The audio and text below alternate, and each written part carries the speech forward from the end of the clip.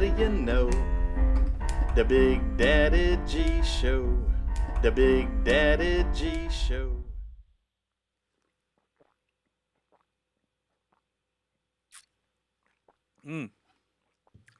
Hey kids, welcome to the Big Daddy G Show. I'm the Big Daddy G. Today's show is about an awesome, or a couple of awesome men, but the first one that I want to talk to you about is a guy named Sir Winton. He was knighted. His first name was Nicholas, and then Winton was his last name, but that wasn't really his last name. He changed it, or his parents changed it for a reason, and I'll explain that to you in a minute. First of all, I want to send a message out to all the people that are suffering in the Houston area and all the coastal cities that got hit by this horrible hurricane that hit. It hit all the way from Corpus, all the way up to Houston, Louisiana. It hit some places really, really hard, and Houston's still suffering right now from it. So what I'd like to do, one other thing I wanted to mention, Rockport, Texas. C.J. Wax, the mayor of Rockport, Texas, and all the fine people in Rockport, including the Lighthouse Inn. We wish you all the best, and I know that you guys are getting help, and hopefully you'll get it faster than before. So I'd like to just do a couple of seconds. I know Tyrone's going to yell at me, but I'd like to do a couple of seconds of silence for the people that lost their lives in this horrible hurricane that hit. So I'd like to do at least a few seconds. So it's just a moment of silence. We did not lose volume. So whoever you pray to, please pray to him now.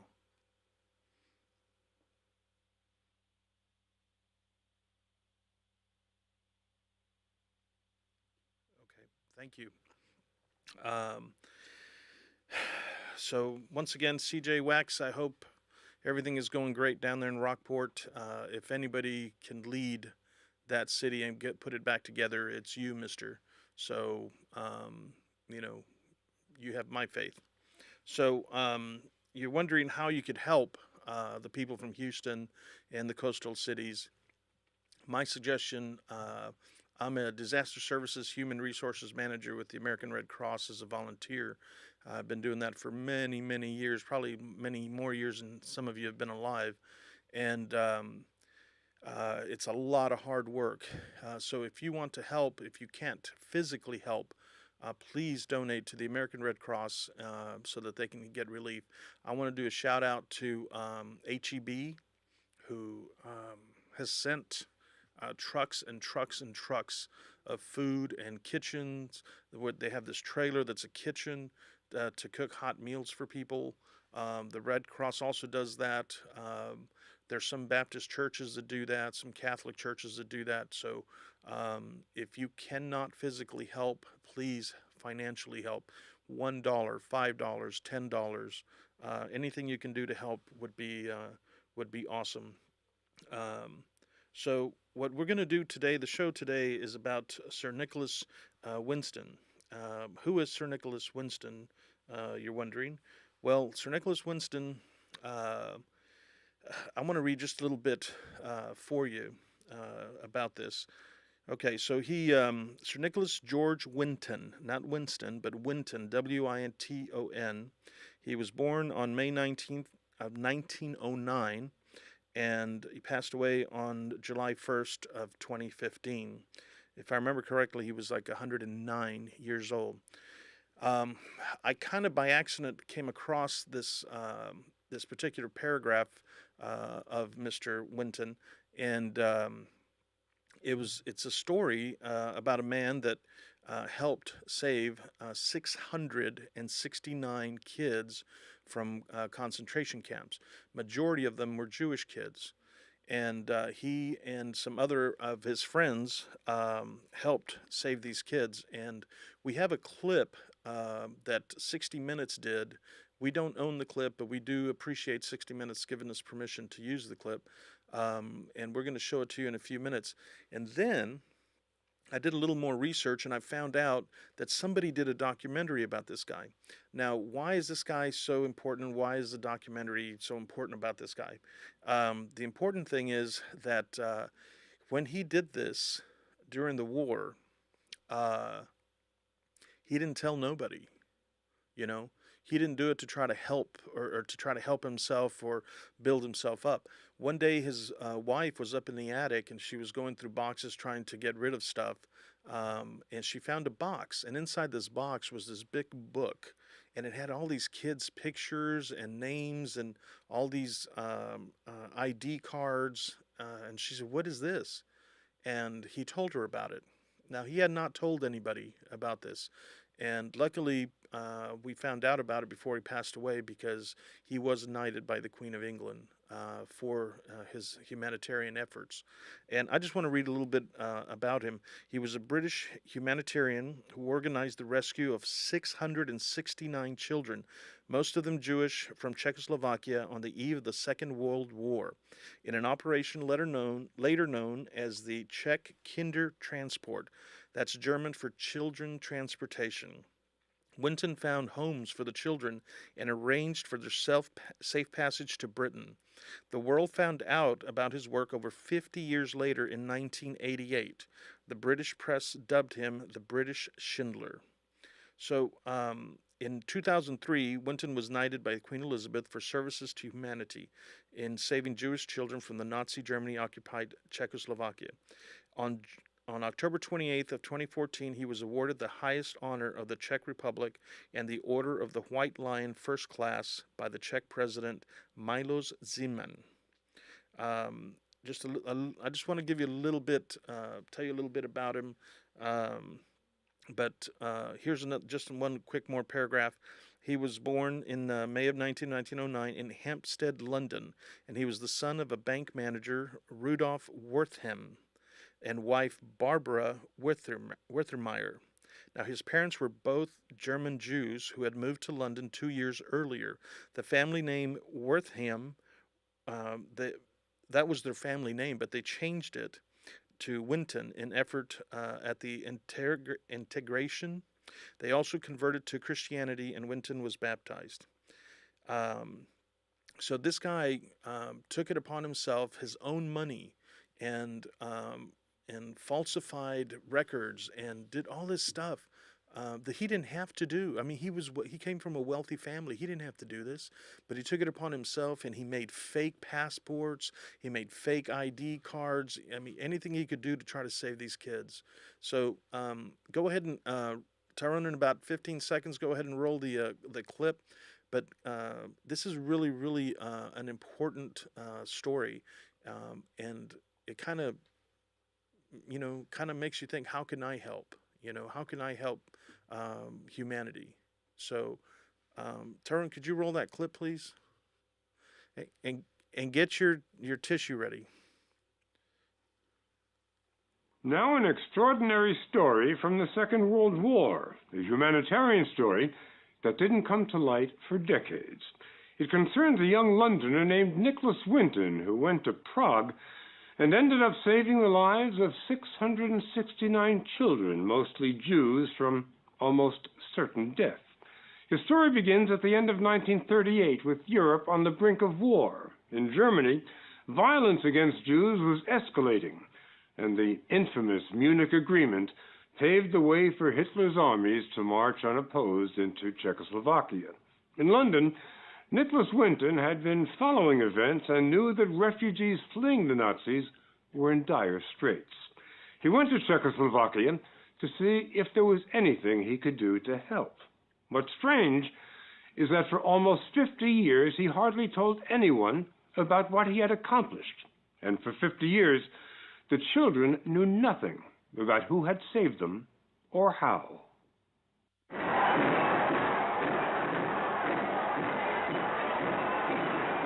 We begin on October 1st, 1938. Nazi troops marched into the Sudetenland, the German-speaking region of Czechoslovakia. Prague, the Czech capital, was flooded with desperate people trying to escape. A fortunate few were able to send their children abroad. These parents, mostly Czech Jews, sensed war was coming and wanted to get their children out. By chance, a cameraman filmed a man holding a boy, a 29-year-old Londoner. His name, Nicholas Winton. All I knew was that the people that I met couldn't get out, and they were looking of ways of at least getting their children out. Nicholas Winton is one of the few people who can bear witness to those days because he's 104 years old. He told us he went to Prague to see if he might be able to save some people. But what made you think you could do it? I work on the motto that if something's not impossible, there must be a way of doing it. Back in London, Winton was a successful stockbroker living the good life with a passion for sports. But he was deeply concerned about news reports from Czechoslovakia of German persecution. I went out into the camps where the people who had been displaced were put, and it was winter and it was cold. Emigration wasn't an option. The world's doors were closed to the refugees. Conditions in the camps were brutal for the 150,000 people trapped there, especially for the children, and no one focused on them until Nicholas Winton. But what did he do? We went to Jerusalem, to Yad Vashem, Israel's memorial to the victims of the Holocaust, and asked Dr. David Silberklang, a senior historian there. Winton went, set up shop in a hotel in the center of the old city in Prague, and began looking into how can I organize getting some of these refugees, particularly the children, out of here. What kind of experience did he have to qualify him for this immense bureaucratic task? None.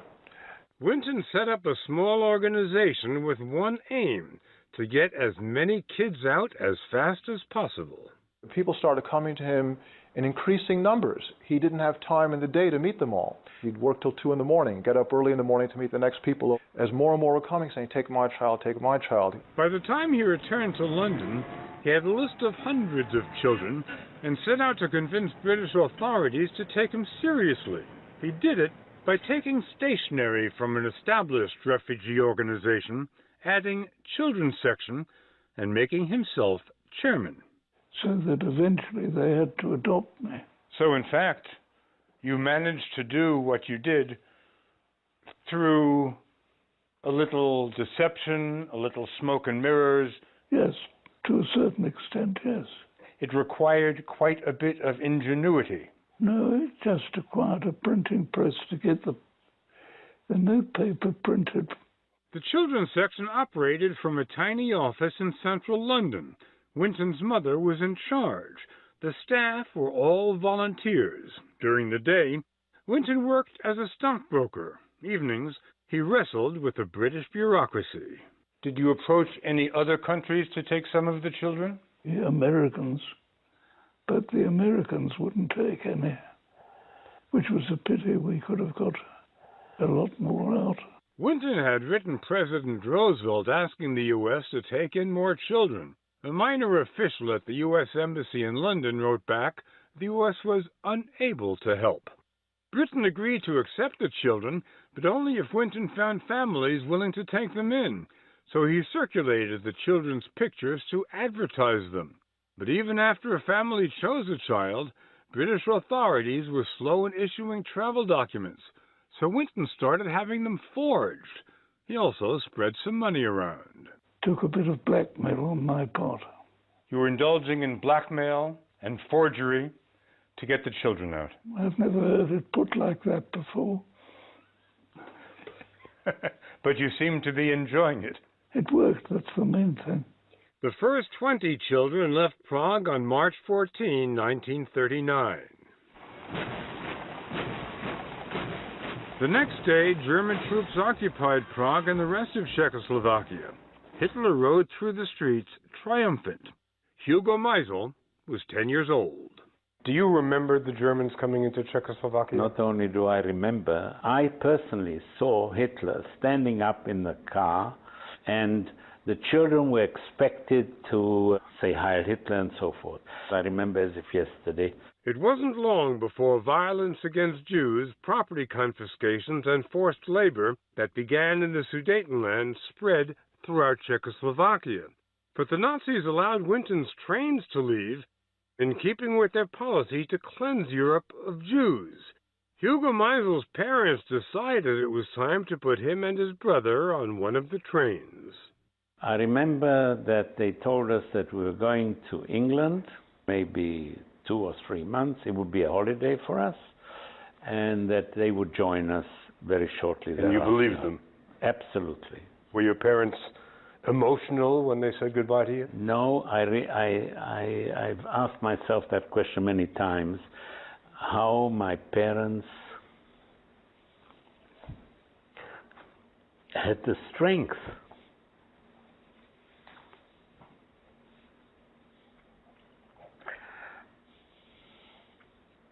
sorry.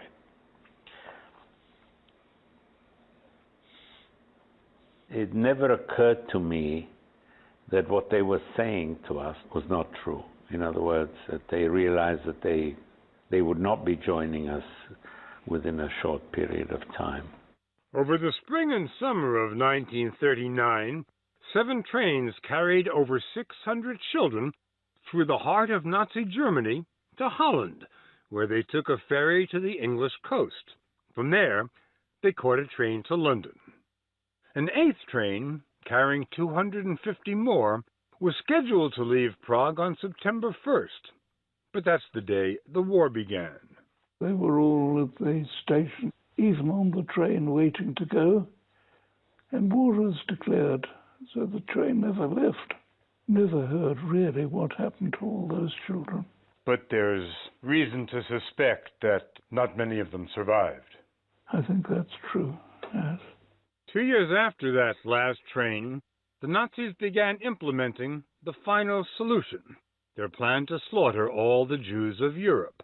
Czech Jews were rounded up and shipped to Theresienstadt, an old military garrison town about an hour north of Prague, their first stop on the road to annihilation. These tracks were the exit from Theresienstadt, the only exit. The tracks led east. The trains were called Polish transports. Destination, Auschwitz. Some 90,000 people took that one-way ride.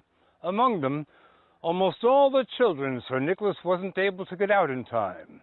Their parents, and the parents of the children, already in England.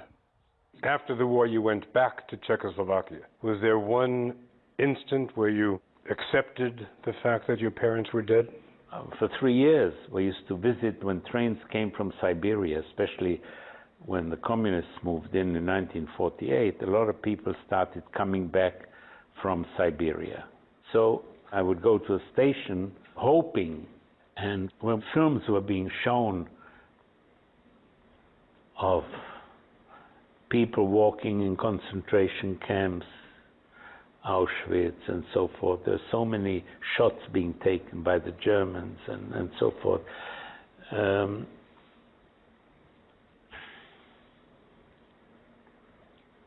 Never stopped looking.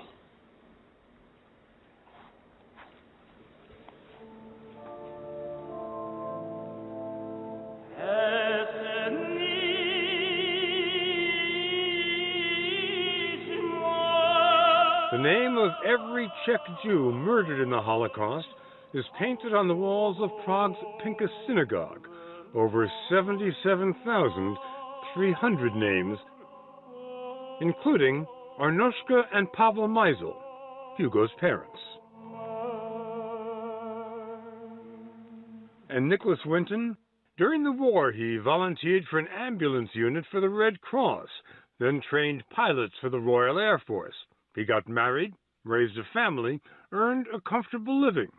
For 50 years, he told hardly anyone what he had done. A question which I know intrigues everyone who hears your story is, why did you keep it secret for so long? I didn't really keep it secret, I just didn't talk about it. All this time, you're in England, then you go back to Czechoslovakia, then you go to Israel.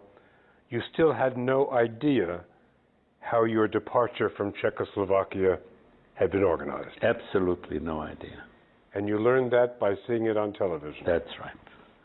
In 1988, the BBC learned about Winton's story and invited him to be part of a program. He had no idea that the people sitting around him were people he had saved. Can I ask, is there anyone in our audience tonight who owes their life to Nicholas Winton? If so, could you stand up, please? Mr. Winton, would you like to turn round?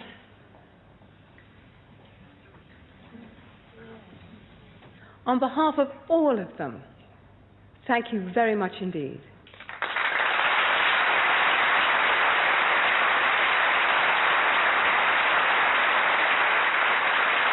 I suppose it was the most emotional moment of my life, suddenly being confronted with all these children who weren't by any means children anymore. No, they weren't, and for the first time, they looked at you and knew that you were the reason that they were alive. Yeah.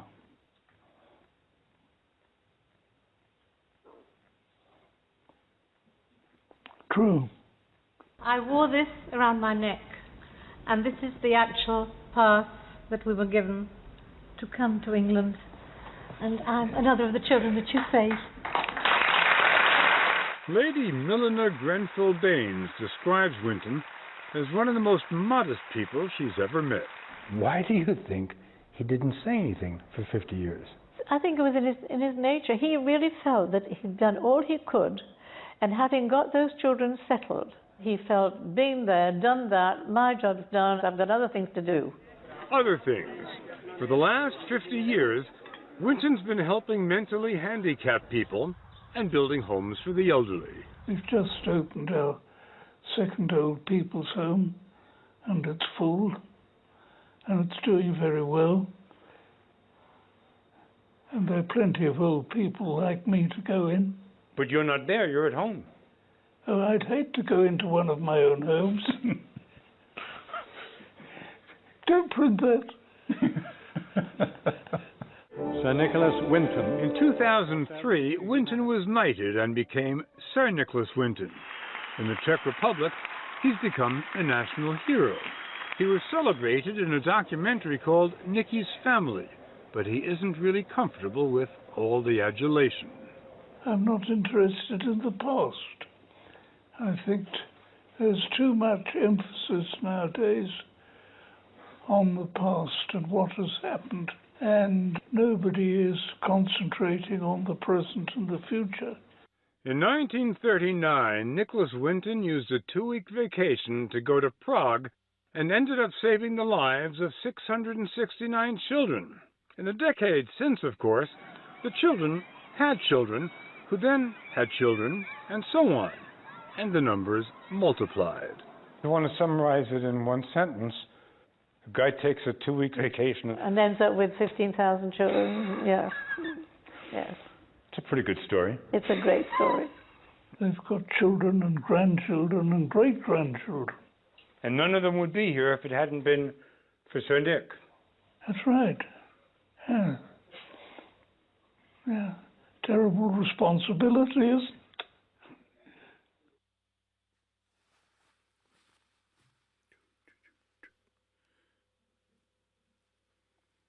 Oh, hey, kids.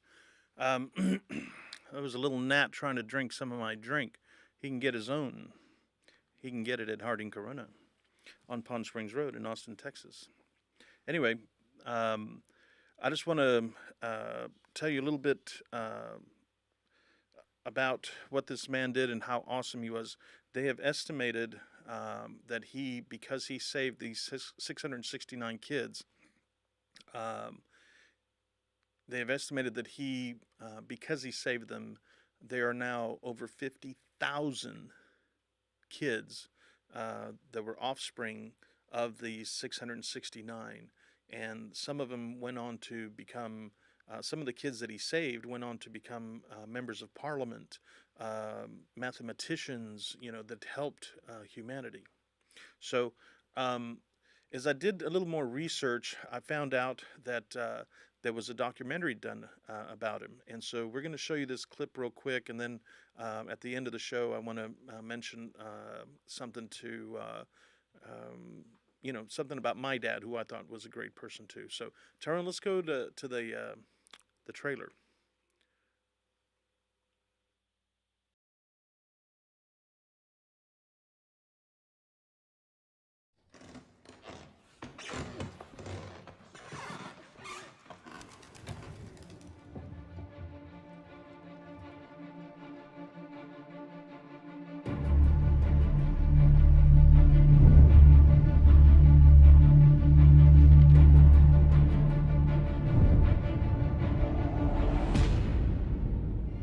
This old man saved my life and that of hundreds of others in the Second World War. I have a motto that if something isn't blatantly impossible, there must be a way of doing it.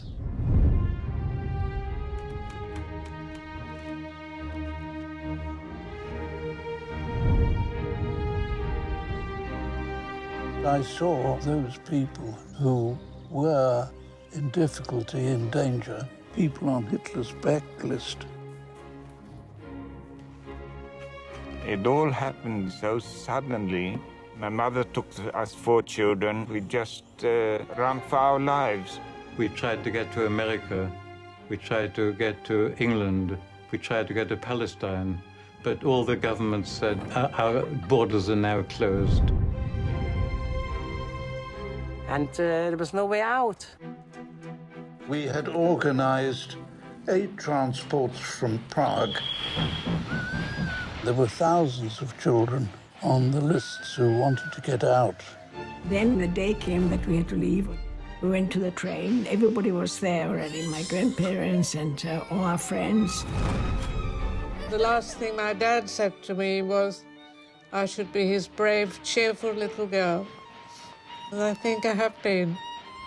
Our greatest regret was that our biggest transport, which was 250 children, was cancelled because war started. And almost none of those children survived.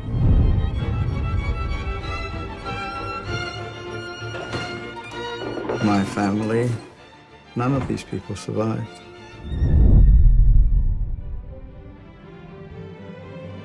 Nicholas Winton has influenced so many people all over the world to help someone who is very ill or in danger.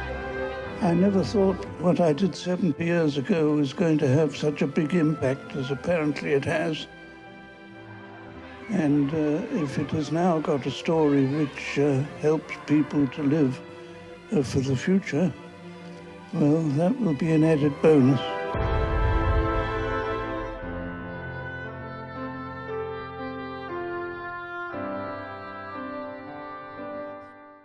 We had to cut the trailer short for that documentary because I wanted to tell you guys a little something. First of all, a little message for my Aunt Lucy's kids. The number 1111 at 1111 is a very important number for you guys. So please keep that in mind. I also wanted to talk real quick about my dad, who is an awesome person also. He cared for my grandpa, who had German blood. And my grandpa didn't like him because he was dark-skinned, Latino. And but my dad still would go to help him, and he helped, by buying him food and taking him places to the store if he needed to, taking him to the hospital. My mom would also help. So my point is that we got to help when we can help, and even though people might like you or might not like you, God likes you. So, and God will like you a lot more. The one you call God will like you a lot more if you help his children. The one thing I wanted to mention was that one day after leaving my grandpa's house, my grandpa loved plants. And my dad ran over a turtle. And he stopped, and we ended up burying that turtle. So that just kind of shows you what an awesome man he was. And so that's our show. Next week, we start in the big studio. So make sure that you tune in because we got a special guest next week. And Viva Mexico!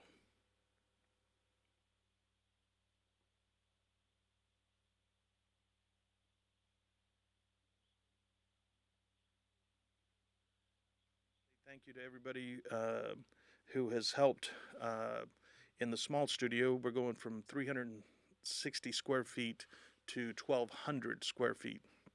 I want to thank CJ Wiedenbach and Mr. Tyrone D. Smith, I got to say it right, and our sound guy, who I can never pronounce his name, Segan Bretsky. He's our sound guy, and I want to thank Segan for being very professional and showing up on time and being awesome. And so we could not. And Tori also, we got to thank Tori and Victoria. And so anyway, I just want to say thank y'all for helping me make this show possible.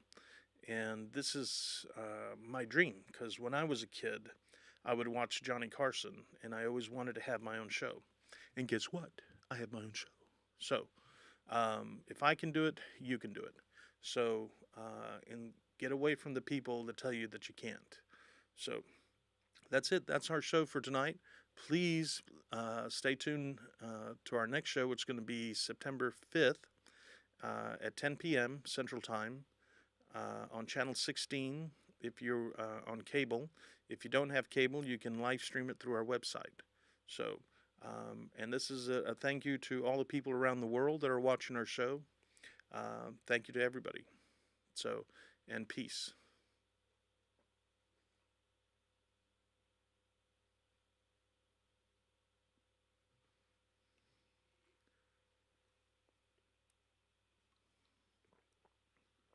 This gulp's for you. That is so good. All right. I hope, what do you know? The Big Daddy G Show. The Big Daddy G Show. Can we all just get up on the Big Daddy G Show? Yeah, man. Why clean your room when you can do some shrooms? The Big Daddy G Show. I hope, what do you know? The Big Daddy G Show. The Big Daddy G Show.